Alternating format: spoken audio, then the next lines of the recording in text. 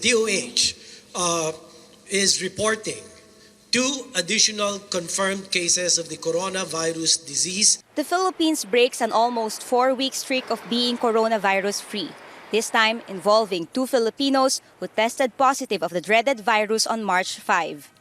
A 38-year-old man who went to Japan last month came back on February 25. A week later, he had chills and fever, and after 2 days, he's a confirmed coronavirus victim. The other patient, a 62-year-old man, admitted in a Metro Manila hospital on March 1 for severe pneumonia. 4 days later, laboratory test shows he has COVID-19. Unlike the other cases, he doesn't have any known travel history abroad. By definition, this makes him the first recorded coronavirus patient infected through local transmission. It's premature to say that there is a local transmission. As soon as we have more than 1 case, that should be a reasonable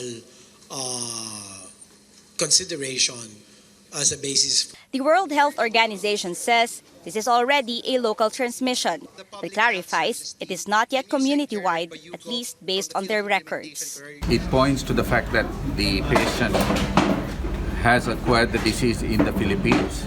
We don't know the point of contact, whether it was from a foreigner or whether it was from a local contact or from other contaminated source. How the 5th case got the COVID-19, we really don't know, and that is the reason why we're doing contact tracing, is to be able to find out the source. What the authorities know, the 62-year-old man regularly attends a Muslim prayer center in Barangay Green Hills, San Juan. That's why anyone who visited the prayer hall who has fever or any respiratory problems should call the health department. Authorities say a relative who was taking care of him already shows COVID-19 symptoms. The government is deploying separate teams for contact tracing, not just for the 2 new COVID-19 cases here, but for those who had close contact with 3 coronavirus patients abroad who had recently visited the Philippines. Health officials also say 2 of them were not infected in the Philippines. The Taiwanese man was only here for 4 days, from February 28 to March 3.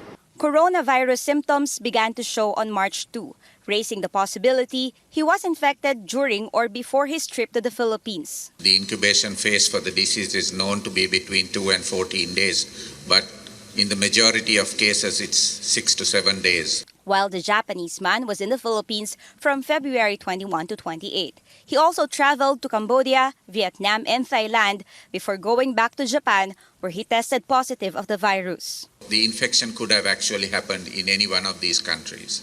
As for the 3rd case, local officials are still verifying details with Australian authorities. The woman attended a wedding in Manila on February 13, then a family reunion in Pangasinan on March 2. With the first case of local transmission, what are the chances that there are undetected COVID-19 cases around us? It's very difficult to answer that question. You can speculate, but we have to be evidence-based. We cannot exclude it. That's why we are urging people that if you have respiratory symptoms to isolate yourself, to practice social distancing. At present, no random tests are conducted in the country. Only those who have COVID-19 symptoms are tested. Caroline Bonquin, CNN Philippines.